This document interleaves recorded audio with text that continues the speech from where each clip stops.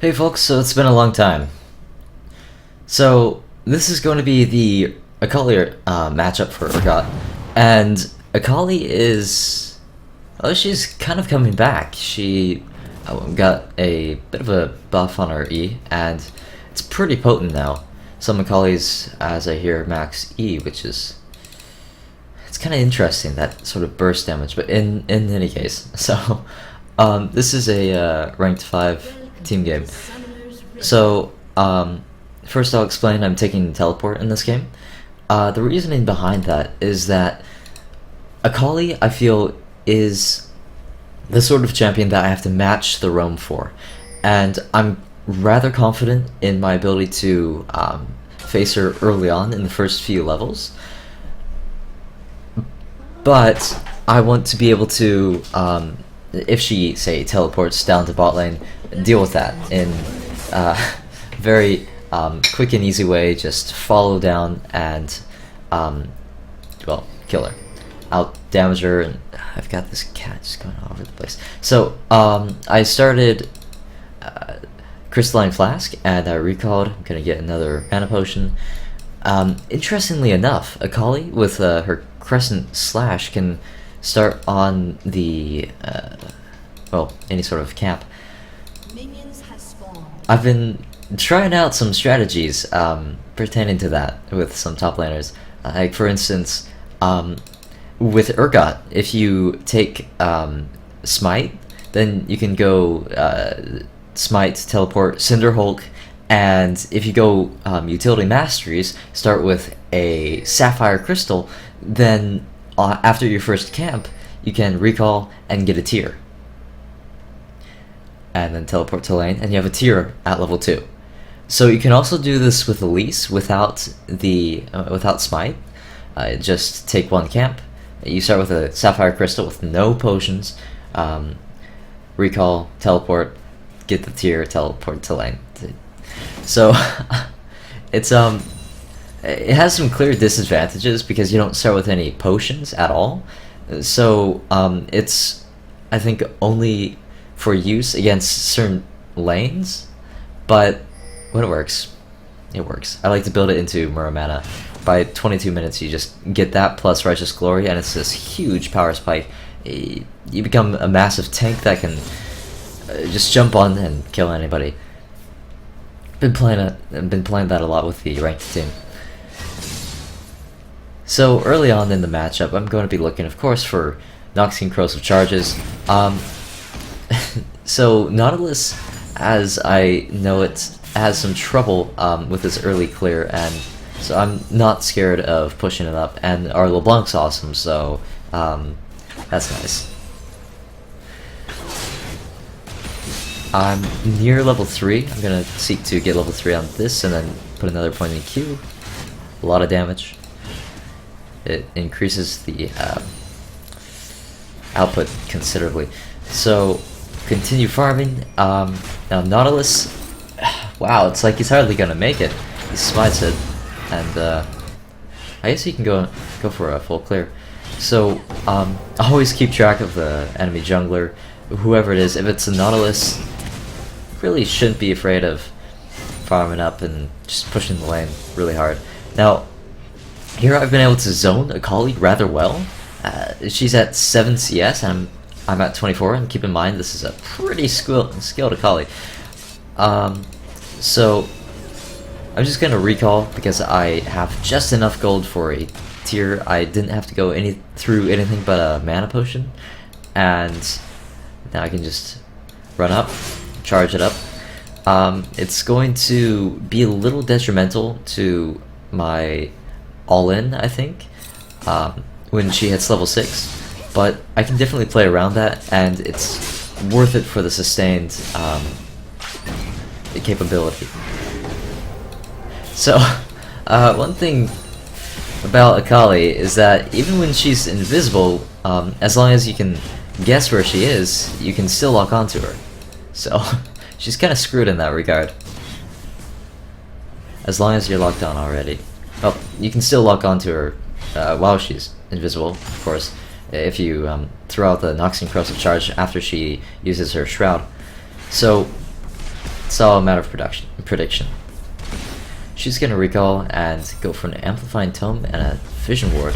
So she, I don't know. I guess once she hits level 6, maybe she's confident that she can start providing this sort of lane dominance, and then maybe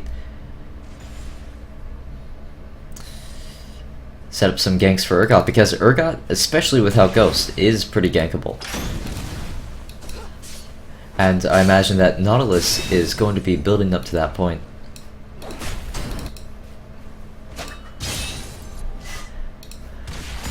So as the lane dynamic is going, I currently don't know how close Akali is to 6. I reckon she's probably kind of near me, so I have a little bit of wiggle room. And I want to get some damage off on her, so I give up 1 minion to do that. Sometimes it's worth it, sometimes it's not. Usually you want to work on weaving in like auto attacks with Acid Hunter and just any sort of harass, and that's always really fun to play around with. So again, in the Shroud, not really doing much to her. Well, for her. Well, the upstairs neighbors are crazy. If you heard that.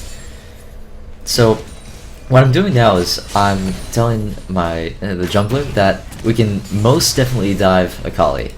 There's nothing preventing us from it, and I have just enough mana to be able to do that. And if we wait any longer, I'm going to have to recall.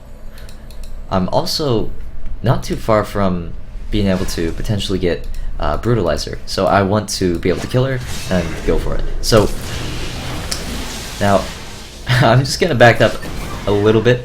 So the Vi is coming, and Akali is kind of just doing her thing. She wants to harass a little bit, but you see, I'm just not close enough. The range is so tiny, so I flash directly onto her, and when you do flash like that, you need to make sure not to flash like away, like closer to her tower. I probably didn't have enough range to do it, but there are some situations where you just overshoot it, and then she can gain some ground by ulting and potentially get away, which would really suck. So she ended up having to use her flash, and I'm staying just so that I can get the Brutalizer, finish that off. She teleports, and now many a time I've stayed way too long after an opponent has teleported, like especially against Heckrooms who build home guards first. Like, you're trying to push up the wave, and then they just teleport onto a minion right over there, and then they jump into ult.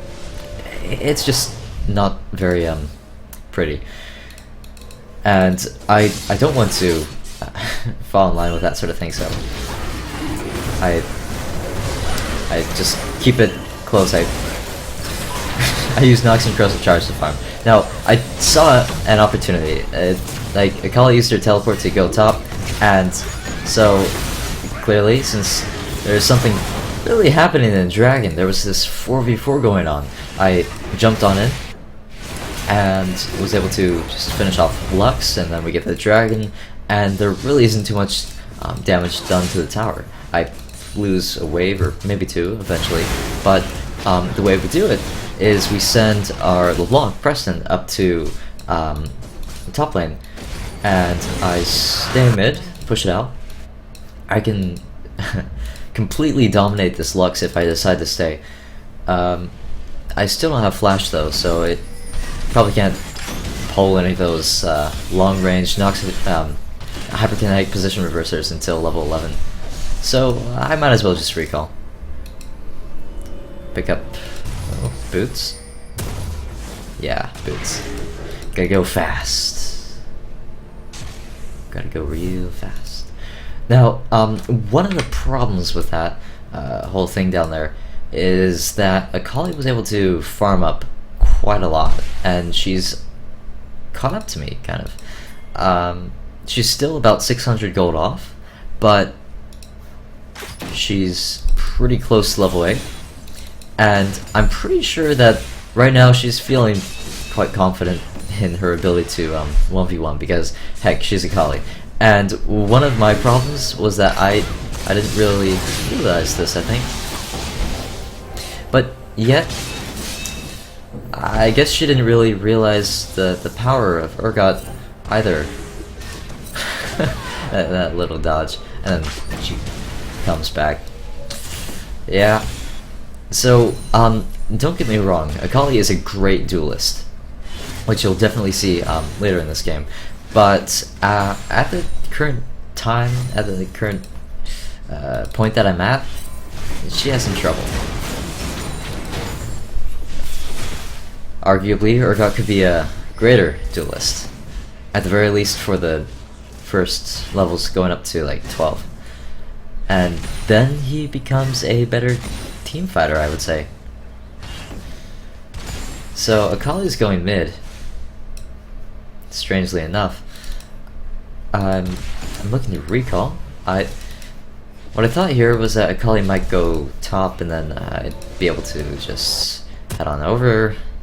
After buying a little bit, I'll probably get a pickaxe, because I could decide to go for either a Glacial Shroud or a pickaxe, and I'm like sitting there deciding that right now. But like up against Akali, it's not gonna help me all that much. Ooh. Poor bot lane. Poor bot lane.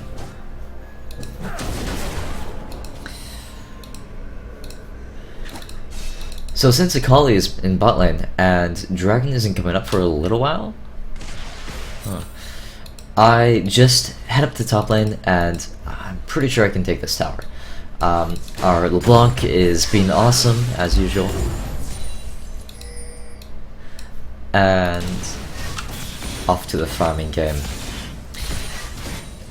So maybe I should touch on the decision a little bit.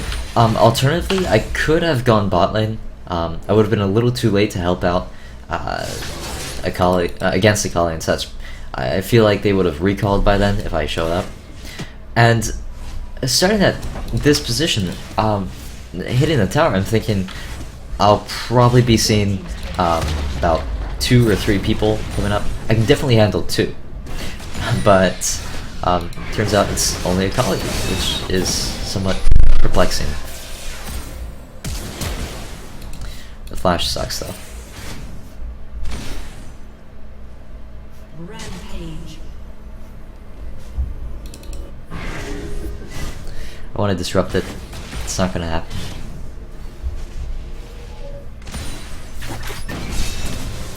But then the little now this is where I get way too cocky. I can't auto attack her while chasing that, and then she ults to me and I miss my Q, and right about now I'm rethinking my entire life. It's just flashing before my eyes and I don't know what to do. What am I going to do now? I can't main Urgot anymore. I've got to main Manamune Elise Top or Righteous Glory Singed. It's just I've disgraced everything I stand for. There's nothing I can do anymore. I must commit seppuku. So, in any case, I finished my Manamune. It's pretty far from being a Muramana still. I mean, it's 14 minutes and 30 seconds in. But yeah, I died to Akali. So, Akali is definitely capable of those kinds of outplays. And one of the things that I did directly after I died to that was upgrade my Greater Vision Totem. So now I've just got a Vision Ward every 120 seconds. Just plop it down every time we try an all-in, and it'll be much easier to all-in her, the fighter. So I should touch a little on the Brutalizer, actually, because it only builds into Youmuu's Ghostblade now. Some people just build Brutalizer and then kind of forget about it for a very long time, then maybe sell it for another item, maybe something else that gives a cooldown reduction, or since they already have quite a bit of cooldown reduction from Frozen Heart, they can just go, say, Mercurial Scimitar or Maw of Malmortius. And you can definitely do that. But the Brutalizer is Youmuu's Ghostblade is really incredible against squishy champions, and Akali is one such squishy champion that I just like to blow up with Youmuu's Ghostblade because especially taking teleport. I'm using teleport right now to get the tower, and right here I'm actually hoping for Ghost, because if I had Ghost I would feel that I could kill her, but alas. So Youmuu's Ghostblade with the additional attack speed, okay, that helps you out with the Muramana, doing tons of extra damage. Oh, the all-in. Okay, so she dodges like 1Q, my E. I should have been more conservative with my E, and that she maxed Q. So yeah, that's actually where I begin to realize that Akali is a really strong duelist. I imagine that's probably from level 11, because she got her level 2 ultimate. That's just crazy. So don't do what I did. Learn from my mistake. If you're facing an Akali after level 11, just kind of back off. But it's at this point that I'm able to get my Youmuu's Ghostblade, and that is going to be massive, which we'll probably see pretty soon. So my team's kind of frolicking around, giving up mid lane tower. Akali's still pushing top lane, and I'm left alone in mid lane. Alright, so Jinx, finish her. I pop my Youmuu's Ghostblade. That's really nice. One more Q.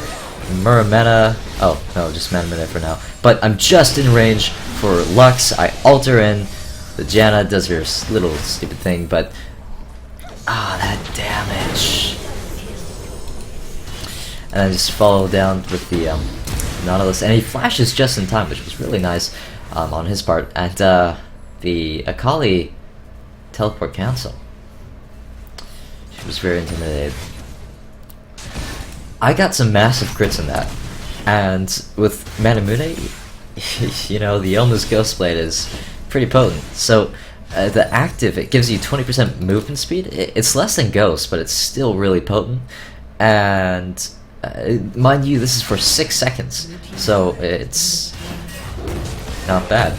And then it also gives you 10 more armor penetration than a Brutalizer, which you can't really get with anything else. And that is strong, really strong against early teams. Like early on in the game when they only have 98, or like their tank has 98 armor. Jinx has 50 on top of like my 19 armor penetration from runes, and my little bit from masteries, 6% from masteries. I almost do true damage to Jinx. So then, attack speed, you know, plays into the crits. 15% critical chance is nothing to scoff at. And, I mean, you can say all you want about Urgot not having the range for it. He's got the range for it. I like to joke that Urgot is a melee champion, and in some ways he is. I would like to see some sort of skin where he extends this large arm and just kind of baps something, but in any case, I digress. So they're trying to do something, but at this point, with my Glacial Shroud, I'm pretty tanky, even though that's pretty much all AP damage that they're trying to do. And I really want to ult someone right here, so I decide to ult someone. Pop the Youmuu's Ghostblade, you can burst someone incredibly fast, and the additional attack speed helps me to finish the Nautilus, chase down, go in, get a little crit on Janna, full health. And next Akali. Might as well miss everything, so calling for help. Plop down my pink, she's got nowhere to go, and she's pretty screwed. So, where are we going with this? So next, I'm going to be looking for like Mercury Treads and Frozen Heart. I've currently got about 33%, I would imagine. How do I bring them? C isn't working. In any case, yeah, about 33% CDR. So a little bit of it will be wasted, but it's worth it because I was able to get 32% CDR far earlier than if I were to get Frozen Heart much later. And because I'm ahead this game, which is, I mean, it's really great that I'm able to finish these items so quickly. So, another thing that I should touch on, I think, is the decision to max Terra Capacitor. Now, honestly, I feel like you can do either. You can max either Terra Capacitor or Noxian Corrosive Charge these days. It's all dependent on what you want to go for. And I personally like to go for the Supreme Duelist Urgot, but, well, and that kind of calls for maxing Terra Capacitor, because you get this massive shield. It's over 400 health right now, and alternatively you can max Noxian Corrosive Charge, which does a ton of damage, shreds, this is probably the most important, shreds so much armor on the enemy team, and that is kind of to help out your AD carry, jungler, anyone else who's AD. Alright, so this is kind of like going through a minefield. I ult Akali, just kind of dodge everything. After popping my Youmuu's Ghostblade, I got this huge burst of speed, so I was able to follow down. Oh, we also had a Braum with Righteous Glory, and I really like that Righteous Glory is a popular item these days. Poor Lex. Because it's so strong in team fights, especially on Urgot. So I feel that when you have Righteous Glory on your team, and also when you do pick up Youmuu's Ghostblade, you can go for teleport. It's a very potent option. Alternatively though, Ghost is still much better in the early game, and it's got, I don't know, I've explained this so many times, but it's totally worth it still. I still wait for the day when folks will be picking up Ghost and Flash on Urgot in the LCS like they do on Cassiopeia. It's gonna happen eventually, and when that does, he's probably gonna get nerfed. But I guess it won't be for a little while, and I think I'm happy about that. So I go for Fur, the Fur enchantment, because I want more movement speed, because that's just the way I am. So pop Youmuu's Ghostblade after teleporting in, just blow everything up. It's, I mean, you just feel like this overactive little,